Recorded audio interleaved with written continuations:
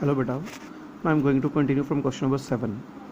हाँ बेटा, 7th में आपका फर्स्ट स्टेटमेंट है श्याम बिकम इंसॉल्वेंट और first and final compensation of 75 पैसा rupee was receive from his official receiver. He owed a debt of rupees 50,000। इसका बेटा मीनिंग क्या बना? हमने श्याम से 50,000 रुपीज़ लेने थे और जैसे मैंने आपको पिछली वीडियो में बताया था, जहाँ पर भी इंसॉल्वेंट आ जाए या ऑफिशियल रिसीवर आ जाए, इस वहाँ पर क्या आता है? Bad debts. इसका बेटा मीनिंग क्या बना कि आपने 50,000 रुपीज़ लेने थे श्याम से, उसका 75% मीन्स 37,500 आपको मिल गया, बाकी का 12,500 आपका क्या हो गया? Bad debts. इसमें बेटा 3 अकाउंट्स आएंगे, one is cash, other is Shyam and third one is bad debts. Cash क्या हो गया बेटा? रियल। बैड डेट्स क्या हो गया? लॉस आपका नॉमिनल एंड श्याम पर्सनल। अब बेटा आपको पैसे मिले हैं, मिले means debit word comes in, लेकिन कैश काउंट क्या हो जाएगा? डेबिट। अब बेटा जैसे हमने बैड डेट्स की बात की, बैड डेट्स से लॉस और लॉस के जो भी हम नॉमिनल में क्या करते हैं? डेबिट। सो बैड डेट्स भी क्या हो जाएगा? डेबिट। और बेटा तीसरा is Shyam. Shyam is personal. Personal का रूल क्या है? Debit the receiver, credit the giver. बेटा श्याम ने हमें पैसे दिए हैं, ही बिकम्स गिवर, और गिवर को हम क्या करेंगे? क्रेडिट। So to Shyam. बेटा श्याम से हमने कितने पैसे लेने थे? 50,000। मिले कितने हैं? 75 पैसे ना रुपी मीन्स 75% मिल गए। 75% मीन्स 37,500 हमें मिल गए और बाकी के 12,500 हमारे के बन गए बैड डेट्स। ठीक बेटा, फर्स्ट वन। सेकंड हमारा था receive cash for a bad debts return of last year. कि हमें पिछले साल किसी से पैसे लेने थे, उसमें से हमें पैसे क्या मिल गए, मीन्स पिछले साल हमारे जो पैसे डूब चुके थे, हमें डूबे हुए पैसे क्या मिले हैं? वापस मिले हैं। तो बेटा इसको हम बिजनेस में क्या कहते हैं? Bad debts recovered. हमने पहले पढ़ा हुआ है। सो इसमें बेटा एक तो काउंट आ जाएगा कैश और दूसरा आ जाएगा बैड डेट्स रिकवर्ड। कैश क्या बन गया? रियल। बैड डेट्स रिकवर्ड आपका गेन हो गया मीन्स नॉमिनल। बेटा रियल का रूल क्या? Debit word comes in, credit word goes out. अब बेटा आपको पैसे मिले हैं, मिले means comes in, cash count क्या हो जाएगा? डेबिट। Cash account debit. और बैड डेट्स रिकवर्ड बेटा आपको गेन बन गया। नॉमिनल में गेन्स को हम क्या करते हैं? Credit. So to bad dates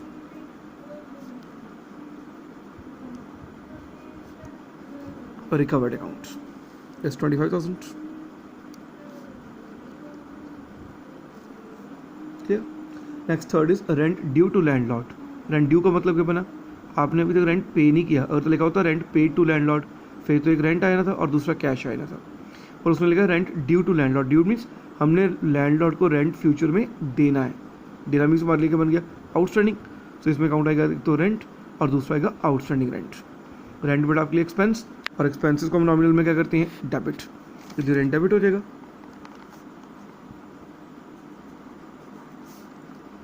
और बेटा outstanding rent is a liability, आपने पैसे देने हैं फ्यूचर में। और लाइबिलिटीज को हमने रूल क्या पढ़ा था कि जब भी कोई लाइबिलिटी इंक्रीज होती है तो क्या होती है? Credit. So to outstanding rent account 40,000। Clear? Next हमारा है डेप्रिसिएशन ऑन ऑफिस फर्नीचर। अब बेटा डेप्रिसिएशन लगानी है फर्नीचर के ऊपर। डेप्रिसिएशन बेटा आपका क्या बन गया? एक्सपेंस। सो एक तो काउंट आ जाएगा डेप्रिसिएशन, और डेप्रिसिएशन किसके ऊपर लगानी है? फर्नीचर पे। दूसरा काउंट कौन सा आ जाएगा? फर्नीचर। डेप्रिसिएशन बेटा लॉस हो गया। तो डेप्रिसिएशन हमने मीनिंग पढ़ा था कंसेप्ट में। डेप्रिसिएशन क्या होता है? Reduction in the value of any asset. तो आपका लॉस है मीन्स नॉमिनल, और किसके ऊपर लगाइए? फर्नीचर। फर्नीचर आपका क्या है? Asset means real. अब बेटा डेप्रिसिएशन आपका लॉस, लॉस को हम नॉमिनल में डेबिट करते हैं, इसलिए डेप्रिसिएशन अकाउंट क्या हो जाएगा? डेबिट। और furniture real account, debit word comes in, credit word goes out. It means furniture की वैल्यू रिड्यूस होगी मीन्स गोज आउट ही हो गया, तो क्रेडिट। सो ऐसे आप दूसरी अप्रोच ले लो, मॉडर्न अप्रोच, उसके हिसाब से भी आप देख सकते हो। एसेट्स बेटा जब इंक्रीज होते हैं तो क्या होते हैं? डेबिट। जब डिक्रीज होते हैं तो क्या होते हैं? क्रेडिट। अब आपकी एसेट की वैल्यू डिक्रीज हो रही है, मीन्स क्या होगा? क्रेडिट। एंट्री बन गई depreciation account debit to furniture account 5,000। Fourth. Next is fifth, salary due to staff. Due to staff का मतलब क्या बना?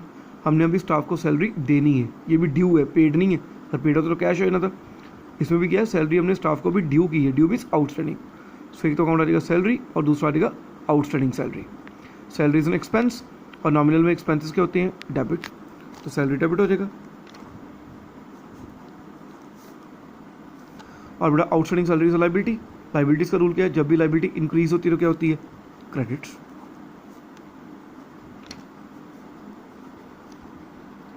Amount is 50,000।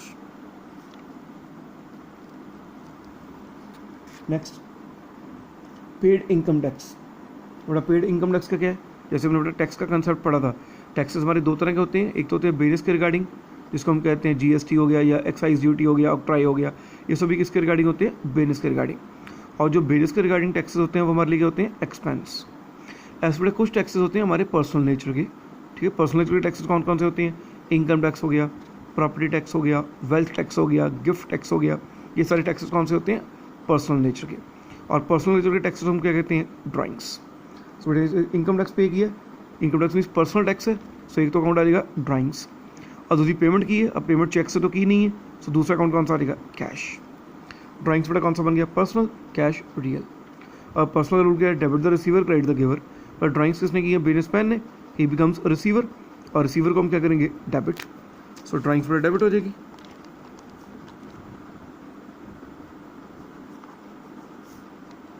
डेबिट। जब बेटा पेमेंट करेंगे तो कैश गोज आउट, कैश क्या हो जाएगा, क्रेडिट। एंट्री हमारी बन गई drawings account debit to cash account, that is 50,000।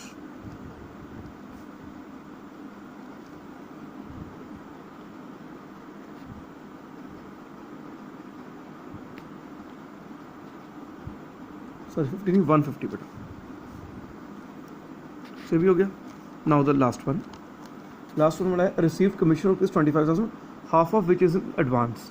बेटा हमें कमीशन कितना मिला है, 25,000, उसमें से आधा क्या मिल गया, एडवांस मिला है।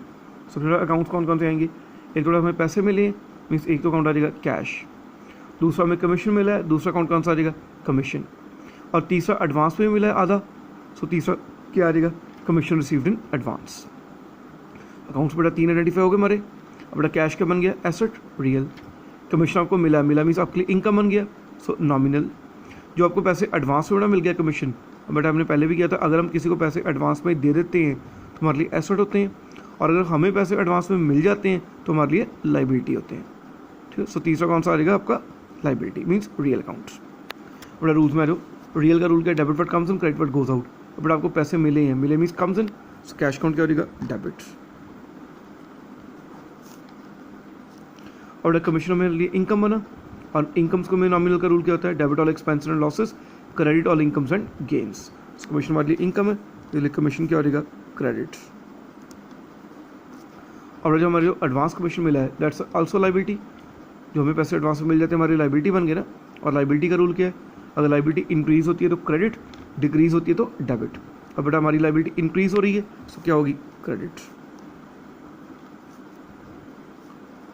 To commission received in advance. बेटा एंट्री बन गई। बेटा कमीशन में एक टोटल कितना मिला है, 25,000, उसमें से आधा एडवांस है, आधी आपकी इनकम बन गई, ये बेटा। So that completes your question number 7। अब बेटा 8th क्वेश्चन जो है, अब आगे आपके स्टार्ट हो जाते हैं जीएसटी। अब जीएसटी का बेटा मैंने आपको पहले टॉपिक बना दिया, मैंने ये टॉपिक आपको पहले समझा देता हूँ। जीएसटी की बेटा फुल फॉर्म होती है गुड्स एंड सर्विस टैक्स, कि जब भी बेटा कोई भी बिजनेसमैन कोई गुड्स की परचेज सेल करता है या कोई सर्विस प्रोवाइड करता है तो उसके ऊपर जो टैक्स लगता है उसको हम कहते हैं जीएसटी। जीएसटी बेटा दो तरह का होता है, एक तो होता है इनपुट, एक होता है आउटपुट। इनपुट टैक्स बेटा कौन सा होता है, जब भी हम कोई परचेज करते हैं चीज़ या एक्सपेंस की एंट्री डालते हैं तब जो टैक्स होता है उसको कौन सा टैक्स कहते हैं, इनपुट टैक्स। और जब भी बेटा हमें कोई सेल होती है या हमारे को कोई इनकम होती है तो उस वक्त जो हम टैक्स की एंट्री डालते हैं उसको कौन सा कहते हैं, आउटपुट टैक्स। पहले इनपुट आउटपुट क्लियर होगी ना, that's input is related with purchase और expense and output is related with sales और इनकम।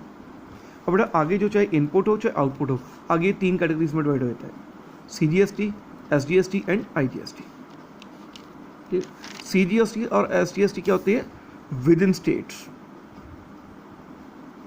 कि अगर आप कोई भी चीज़ विद इन स्टेट खरीद रहे हो या विद इन स्टेट बेच रहे हो, जैसे पंजाब में आप बिजनेस कर रहे हो और पंजाब में आपने कोई परचेज सेल की है तो उस वक्त क्या लगता है, सीजीएसटी एंड एसजीएसटी।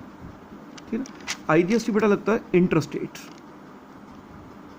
जैसे आपने पंजाब में आप बिजनेस कर रहे हो पर आपने चीज़ें कहाँ से खरीदी हैं, सपोज बिहार से, ठीक है। जैसे आप सपोज यहाँ पर भी हो सकता है इंटर स्टेट, कि आप बिजनेस कर रहे हो पंजाब में, ठीक है, पर आपने चीज़ें बेची हैं जाके हरियाणा में, ठीक है ना। इट मीन्स CGST SGST बड़ा कब अप्लाई होगा, जब आपने चाहे परचेज़ की हो चाहे सेल की हो। अगर आप विद इन स्टेट बिजनेस कर रहे हो तो कौन सा अप्लाई होगा, CGST एंड SGST। और अगर 2 स्टेट्स में इन्वॉल्व हो रहे हैं, जैसे बिजनेस आप कर रहे हो एक स्टेट में, चीज़ें परचेज या सेल कर रहे हो किसी दूसरी स्टेट में, तो कौन सा अप्लाई होगा, IGST। ठीक है बेटा। Now I am going to start question number 8।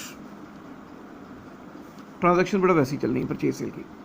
जैसे 8 क्वेश्चन बेटा उसने जनरलाइज करने को कहा है, एंड में उसने एक लाइन लिखी हुई है, CGST and SGST at 6% each is to be levied on interest of state sale and purchase. ठीक है, मीन्स जो भी आप सेल या परचेज करोगे उसके ऊपर 6% क्या लगेगा, CGST and SGST। Intra state का मतलब होता है विद इन स्टेट। अगर आप विद इन स्टेट कोई भी परचेज या सेल कर रहे हो उसके ऊपर आपको 6% क्या क्या पे करना पड़ेगा, CGST एंड IGST। अब बेटा देखो आपको पता कैसे लगा इंटर स्टेट है कि इंटर स्टेट है कि इंट्रा स्टेट है। जैसे को बेटा स्टार्टिंग में आपने देखना है, बिजनेसमैन जो है उसका बिजनेस कहाँ पर कर रहा है, वो बिजनेस दिल्ली में। सो अगर बेटा कोई भी परचेज या सेल वो दिल्ली में करेगा तो कौन सा लगेगा, CGST एंड SGST। पर अगर सपोज वो दिल्ली में बिजनेस कर रहा है पर सेल या परचेज दिल्ली के आउटसाइड कर रहा है, फिर कौन सा लगेगा, IGST। ठीक है, पता लगा बेटा आपको कैसे न्यूमेरिकल में पता चलेगा कि CGST लगाना है कि IGST लगाना है। ठीक है, सो आपने क्वेश्चन की पहले फर्स्ट लाइन पढ़नी है, उसमें देखना बिजनेस वो किस स्टेट में कर रहा है, और उसी स्टेट की ट्रांजेक्शन है तो CGST एंड SGST, और अगर बाहर की है तो IGST। एक तो ये क्लियर हो गया। दूसरा बेटा आपने नीचे सेंटेंस पढ़ना है कि टैक्स आपने लगाना किसके ऊपर है, उसने किसके ऊपर लगाने को कहा है, only on sale and purchase. जो भी आपकी कोई सेल की एंट्री या परचेज की एंट्री होगी सिर्फ आपने उसके ऊपर लगाना है। बाकी की जो एंट्रीज है, चाहे वो एसेट की हो, चाहे वो एक्सपेंसेस की हो, चाहे वो इनकम्स की हो, उसके ऊपर आपने नहीं लगाना। सो आपने बेटा क्वेश्चन में ये ध्यान से पढ़ना है कि उसने टैक्स किस ट्रांजेक्शन के ऊपर लगाने को कहा है। ठीक है बेटा, अब करते हैं बेटा फर्स्ट हमारा है स्टार्टेड बिजनेस विद कैश। बेटा बिजनेस स्टार्ट किया, जैसे हमने पहले पढ़ा ही हुआ कि जब भी हम कोई बिजनेस स्टार्ट करते हैं तो स्टार्टिंग में क्या चीज़ आती है, कैपिटल। सो एक तो आ जाएगा कैपिटल और दूसरा आ जाएगा cash. Cash real, capital personal. बेटा बिजनेस के पॉइंट ऑफ व्यू से देखें तो बिजनेस के पॉइंट ऑफ व्यू से कैश क्या हुआ है, बिजनेस में कम्स इन, इसलिए कैश क्या हो जाएगा, डेबिट। और कैपिटल बेटा personal, debit the receiver, credit the giver. बेटा बिजनेसमैन ने बिजनेस में कैपिटल इन्वेस्ट की है, it means he becomes giver, और गिवर को हम क्या करेंगे, क्रेडिट। सो टू सिंग्स कैपिटल अकाउंट कितना, 50,000। फर्स्ट होगी। Second, deposited cheque from saving account into firm. अब इसमें देखो पॉइंट क्या है, आपने अपनी सेविंग का पैसा फर्म में दिया। अब बेटा इसमें यहाँ पर लिख देता हूँ, याद रखना है अगर आपका कोई भी पर्सनल पैसा फर्म में चला गया, फर्म मीन्स बिजनेस में चला गया, पैसा कौन सा है आपका, सेविंग। सेविंग आपके पर्सनल अकाउंट का पैसा है, पर चला कहाँ पर गया है, फर्म में। मीन्स आपकी पर्सनल चीज़ बिजनेस में चलेगी, इट मीन्स एक तरह की क्या बन गई, इन्वेस्टमेंट। इन्वेस्टमेंट ये किस चीज़ की एंट्री आएगी, फिर कैपिटल की। पर अगर बाई चांस रिवर्स हो जाए, आपकी सपोज कोई चीज़ फर्म की है, फिर आ किसके पास गई, आपके पास। मीन्स बिजनेस की चीज़ आपके पास आ गई पर्सनल में, फिर क्या बन गई, ड्राइंग्स। सो इट बेटा वेरी इंपॉर्टेंट कंसेप्ट, इसमें मैं स्टार बना देता हूँ। ये आपने याद रखना है, आपको कई न्यूमेरिकल्स में आगे भी काम आना है। सो बेटा आपने याद रखना है कि अगर आपकी कोई भी पर्सनल चीज़ बिजनेस में चलेगी, सो एक तरह की आपकी इन्वेस्टमेंट बन गई, उसमें क्या आएगी, कैपिटल। पर अगर बिजनेस की कोई भी चीज़ आपके पास आ गई, मीन्स वो क्या बन गया, आपने विड्रॉ ही बन गया ना फॉर पर्सनल यूज़। और जब भी हम कोई चीज़ पर्सनल यूज़ के लिए विड्रॉ कर लेती है तो क्या बन जाती है, ड्राइंग्स। ठीक बेटा, अब इसी को यहाँ पर यूज़ करो। अब आपका पैसा कौन सा है, सेविंग। सेविंग का होता है आपका पर्सनल अकाउंट होता है, तो आपका पर्सनल पैसा है, पर डिपॉजिट आपने किस में करवा दिया, फर्म के अकाउंट में, मीन्स बिजनेस में करवा दिया। इट मीन्स ये बेटा क्या बनी, कैपिटल। सो एक तो बेटा अकाउंट आएगा इसमें कैपिटल, और दूसरे चेक के साथ आपने इन्वेस्टमेंट किया, दूसरा आएगा bank. Capital personal, bank real. और अगर बिजनेस के पॉइंट ऑफ व्यू से देखें तो बिजनेस में पैसा क्या हुआ, इन्वेस्ट हुआ है, invest means comes in means debit, इसलिए बैंक क्या हो जाएगा, डेबिट। और बेटा capital personal, debit the receiver credit the giver. बड़ा बिजनेसमैन ने बिजनेस में कैपिटल इन्वेस्ट की है, सो कैपिटल क्या हो जाएगी, credit.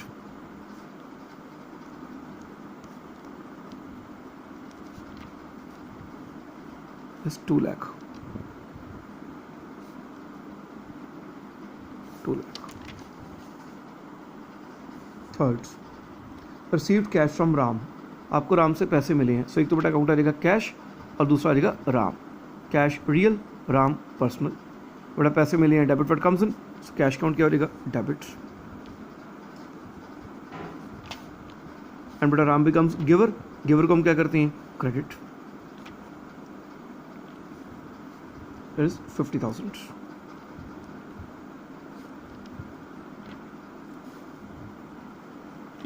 Next fourth, purchase goods for cash. Six में एक तो आ गया अकाउंट परचेज और दूसरा आ गया कैश।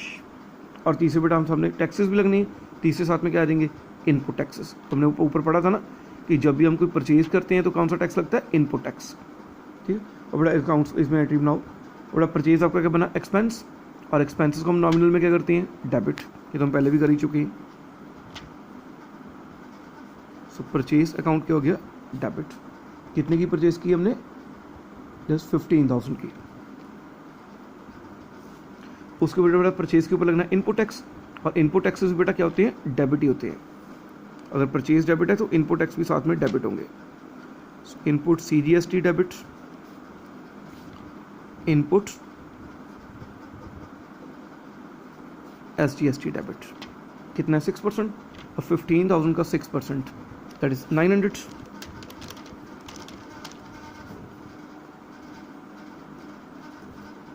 अब हमने पेमेंट कैश के साथ की है, cash real, debit word comes in, credit word goes out. तो पेमेंट करोगे तो कैश गोज आउट, कैश क्या हो जाएगा, क्रेडिट। अब डेबिट और क्रेडिट टोटल इक्वल चाहिए, सो यहाँ पर अमाउंट कितनी आ जाएगी, 16,800। ठीक है बेटा, सो बस यही डिफरेंस है। जब भी आपने परचेज की एंट्री डालनी है तो साथ में इनपुट टैक्स लगना है, तो इनपुट टैक्स क्या हो जाएगा, डेबिट, अगर क्वेश्चन में कहा गया है तो। ठीक है, ऐसे हम करते हैं। फिफ्थ हमारी है next, sold goods to messrs Hari sales Delhi. But हमने सेल्स की है, सेल तो आएगा अकाउंट। इसमें बेटा देखो हमारे रूल्स तो पुराने ही काम आनी है। सो जब सेल्स में बेटा नेम आ गया, इट वॉज क्रेडिट ट्रांजैक्शन बन गई। सो एक तो ट्रांजैक्शन में कौन सा अकाउंट आ जाएगा, मैसर्स हरी सेल्स, और दूसरा हमने सेल्स की है, दूसरा आ जाएगा सेल्स, और तीसरा बेटा टैक्स लगना है। अब टैक्स सेल के वक्त कौन सा होता है, आउटपुट टैक्स। तीसरा क्या आ जाएगा, आउटपुट टैक्सेस। बेटा मैसर्स हरी सेल्स क्या बन गया, पर्सनल, और पर्सनल का रूल क्या है, debit the receiver credit the giver. ठीक है बेटा, अब हमने मैसर्स हरी सेल को सेल की है, इस मैसर्स हरी सेल ने हमारे से गुड्स क्या किए हैं, रिसीव, ही बिकम्स रिसीवर, और रिसीवर को हम क्या करते हैं, डेबिट।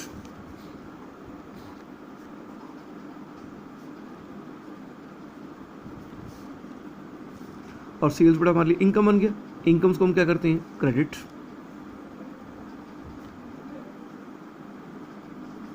और साथ में आउटपुट टैक्सेस भी लगेंगे। अगर परचेज के वक्त इनपुट टैक्सेस क्या होते हैं, डेबिट होते हैं, और सेल्स के ऊपर आउटपुट टैक्सेस क्या होते हैं, क्रेडिट होते हैं।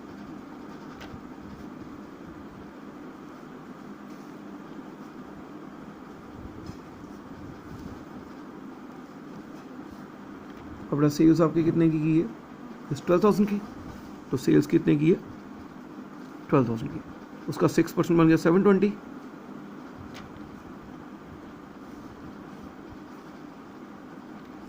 तो 720 into 2,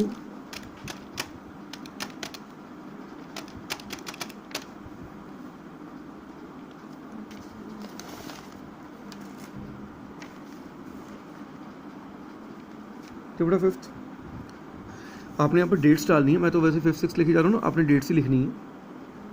next is paid to Ram Avatar. बेटा हमने राम अवतार को पैसे दिए हैं, सो एक तो अकाउंट आ जाएगा राम अवतार, और दूसरा आ जाएगा कैश।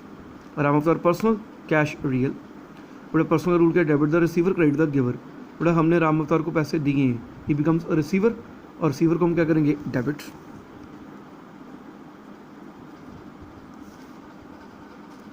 जब पेमेंट करेंगे बेटा कैश गोस आउट, कैश क्या हो जाएगा, credit. Amount is 40,000।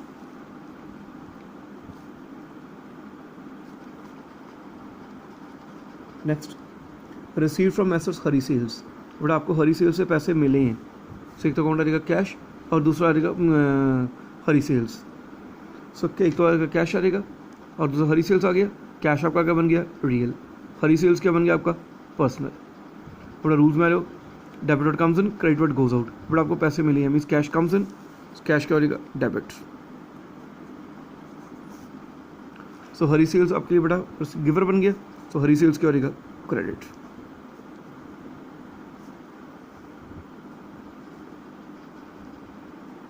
It's 10,000. 10,000. Next, bought furniture from SR Furnitures against cash, including CGST and SGST. अब बेटा सेल और परचेज में लिखा था कि सेल और परचेज की ट्रांजैक्शन, अब ये भी चाहे एसेट की परचेज है, अगर यहाँ पर बेटा ध्यान से पढ़ना है यहाँ पर, और तो यहाँ पर लिखा होता कि CGST और SGST लिखाना है on sale and purchase of goods, फिर तो हमने यहाँ पर CGST SGST नहीं लगाना था, और उसने अकेला सेल एंड परचेज लिखा है। अकेला सेल एंड परचेज का मतलब बना चाहे गुड्स की सेल परचेज की हो चाहे एसेट्स की सेल परचेज की हो, दोनों के ऊपर लगाना है, ठीक है ना। सो इसके ऊपर बेटा लगाओ, आपने एक तो फर्नीचर खरीदा है, सो एक तो अमाउंट आ जाएगा फर्नीचर, और फर्नीचर बेटा आपने कैश खरीदा है, सो इसमें अब एसआर फर्नीचर का कोई रोल नहीं है। हमने किया था ना कि पर्सन का नेम आपने तब लेना है अगर कैश या चेक ना लिखा हो, पर इसमें कैश लिखा हुआ है, इट मीन्स इसमें आपके पर्सन का कोई भी रोल नहीं आएगा। सो एक तो अमाउंट आ जाएगा फर्नीचर और दूसरा आ जाएगा कैश। तो बड़ा फर्नीचर आपका और कैश दोनों ही एसेट्स हैं, तो दोनों रियल। रियल का रूल क्या है, debit word comes in, credit word goes out.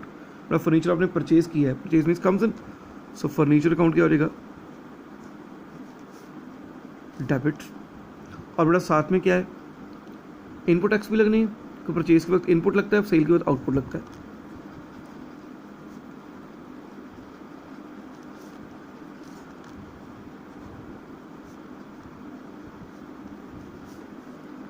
जब पेमेंट की तो कैश गोज आउट, कैश क्या हो जाएगा, क्रेडिट। अब इसमें देखो अमाउंट का चक्कर है। अमाउंट बेटा उसमें क्या लिखा है, आपने कैश पर पे किया है फर्नीचर खरीदने के लिए, कितना कैश पे किया है, 22,400, पर इंक्लूडिंग लिखा हुआ है। इंक्लूडिंग मीन्स जो आपने ये पेमेंट की है इसमें टैक्सेस की वैल्यू ऑलरेडी इंक्लूडेड है, ठीक है ना। इट मीन्स हमें यहाँ पर देखना पड़ेगा कि इस 22,400 में से फर्नीचर कितने का है और टैक्स कितने का है, क्लियर।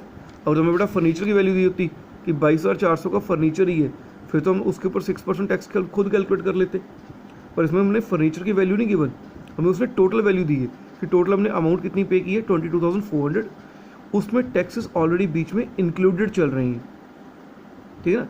इट मीन्स यहाँ पर हमें फर्नीचर की वैल्यू और टैक्स की वैल्यू दोनों बाइफरकेट करनी पड़ेगी कि टैक्स कितने का है और फर्नीचर कितने का है। उसकी बाइफरकेशन बेटा कैसे करनी है, देखो इसका बड़ा रूल होता है सिंपल सा। टैक्स हमने कैसे निकालना है, जितनी भी आपने पेमेंट की है डिवाइड बाय कर दो 100 प्लस टैक्स रेट। बड़ा पेमेंट आपने कितने की है,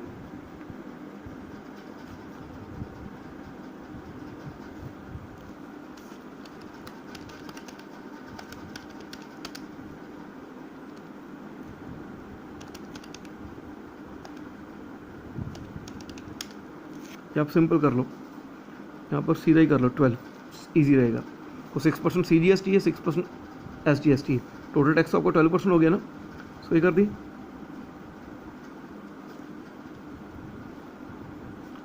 सो 22,400 divide by 112 is 200 rupees. It means 200 rupees का हमारा क्या बन गया, टैक्स।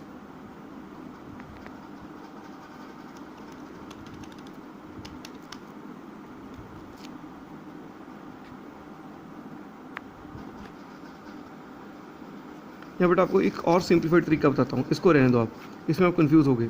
आपको सीधी में एसेट की वैल्यू निकालनी सिखाता हूँ, वो फॉर्मूला आपके लिए इजी रहेगा, ये भी हो जाएगा, पर इसमें आपको 2-3 स्टेप्स आगे और लगाने पड़ेंगे। आपको एक शॉर्टकट बताता हूँ पेपर में टाइम सेव करने के लिए। सीधा आप लगाओ पेमेंट, जितनी आपने की payment value multiplied by 100 divide by 100 plus tax rate, इसका आपके सीधा एक ही स्टेप में आंसर आ जाएगा। सो पेमेंट वैल्यू कितनी है, पेमेंट हमने की है 22,400 की, मल्टीप्लाई 100 प्लस टैक्स रेट कितना है 12, सो आपको बन गया 22,400 into 100 over 112, that comes 20,000। It means जो बेटा आपने 22,400 की पेमेंट की है उसमें से फर्नीचर कितने का है 20,000 का। फर्नीचर कितने का है 20,000 का। पेमेंट आपने टोटल की है 22,400 की। वैसे ही आप 6% इसके ऊपर लगा के देख लो, 20,000 का 6% मीन्स 1200 का क्या बन गया, ये 1200 का बन गया। वैसे भी डिफरेंस 2400 का है ना, हाफ कर दे मीन्स 1200 ईच आ जाएगा। आप ऐसे भी कैलकुलेट कर सकते हो या आप सीधा भी लगा सकते हो। 20,000 आपकी फर्नीचर की वैल्यू आ गई, उसके ऊपर 6% आपने टैक्स लगाना है, 6% 1200 डाल दिया, ठीक है ना। सो आपके लिए ये फॉर्मूला ईजी रहेगा। इसके आप एक ही स्टेप में आपका आ जाएगा कि जितनी आपने पेमेंट की है multiplied 100 divide 100 plus tax rate, तो आपकी सीधी एसेट की वैल्यू आ जाएगी। एसेट वैल्यू आपने फिल कर दी, जो डिफरेंस है वो इट मीन्स वो क्या है आपका टैक्स। तो ये काम आपने तब करना है अगर आपको पेमेंट जो है वो इंक्लूडिंग टैक्सेस गिवन। बेटा पॉइंट नेक्स्ट आपका है पेड रेंट। आपने बेटा रेंट पे किया है, इसमें एक तो काउंट आ जाएगा रेंट और दूसरा आपका कौन सा आ जाएगा cash. Rent is an expense nominal, cash asset real. बेटा एक्सपेंसेस को हम क्या करते हैं डेबिट, सो रेंट क्या हो जाएगा आपका डेबिट। सो रेंट क्या हो जाएगा डेबिट। जब पेमेंट किए तो कैश गोज आउट, कैश क्या हो जाएगा क्रेडिट। सो आपकी कितनी बन गई 28,000। अब इसमें बेटा CGST या SGST नहीं लगाना, तो उसने किसके ऊपर लगाने को कहा है only regarding purchase and sale. तो ये तो एक्सपेंस है ना, सो आपने इसके ऊपर नहीं लगाना। And the last one is paid salary. इसमें बेटा एक तो काउंट आ जाएगा सैलरी और दूसरा आ जाएगा cash. Salary is an expense nominal, cash real. बेटा एक्सपेंसेस को हम क्या करते हैं डेबिट, इसलिए सैलरी अकाउंट क्या हो जाएगा डेबिट। जब पेमेंट करोगे तो कैश गोज आउट, कैश क्या हो जाएगा credit, that is 50,000। So that completes your question number 8। सो हमारा बेटा 7th क्वेश्चन भी हो गया, उसके बाद आपको टैक्स का टॉपिक मैंने समझा दिया और 8th क्वेश्चन भी हो गया। अब बेटा आपने क्या करना है 9th and 10th question is your homework. तो पहले आपने 9th और 10th खुद करनी है, उसके बाद मैं आपको जो है वो वीडियो डालूंगा, आप उसके साथ अपना टैली कर लेना, ठीक है। जैसे मैं एक बार पॉइंट समझा देता हूँ। 9th में बेटा टैक्स का क्या लिखा उसने, बेटा 9th में उसने पहले देखो बिजनेस कहाँ पर कर रहा है वो दिल्ली में। तो बेटा कोई भी अगर ट्रांजैक्शन वो विद इन दिल्ली कर रहा होगा वहाँ पर क्या लगेगा CGST एंड SGST। जो दिल्ली के आउटसाइड कर रहा होगा वहाँ पर क्या लगेगा IGST। और टैक्सेस का बेटा क्या रूल है उसने लिखा है कि CGST आप और SGST आप अप्लाई करनी है on intra state sale and purchase. और इंटर स्टेट मीन्स जब 2 स्टेट्स इन्वॉल्व होंगी तो कितना लगाना है 12% IGST। और किसके ऊपर लगाना है only on sale and purchase. तो इसमें बेटा वही काम है कि आपने एक्सपेंसेस की एंट्री के ऊपर कोई टैक्स नहीं लगाना, सिर्फ कोई जो सेल हो रही है या परचेज हो रही है सिर्फ उसके ऊपर लगाना है, ठीक है। चाहे वो सेल परचेज गुड्स की हो चाहे एसेट की हो। ऐसे ही बेटा 10th क्वेश्चन में भी है, उस बिजनेस कहाँ पर कर रहा है दिल्ली में, सिर्फ उसको आपसे आपने देख लेना है। और यहाँ पर भी किसने लगना है only on sale and purchase, ठीक है ना। एज ए थर्ड भी बेटा साथ ही कर लो 11th। थर्ड भी बेटा सेम है, बिजनेस कहाँ पर कर रहा है दिल्ली में, और इसमें भी क्या लगाना है ओनली सेल एंड परचेज के ऊपर, ठीक है बेटा। सो आप 9th 10th एंड 11th ये 3 क्वेश्चन पहले आपने बेटा खुद ट्राई करनी है, फिर इन तीनों क्वेश्चंस का सोल्यूशन जो है वो कल वाली वीडियो में मैं डालूंगा, ठीक है बेटा। Okay thanks.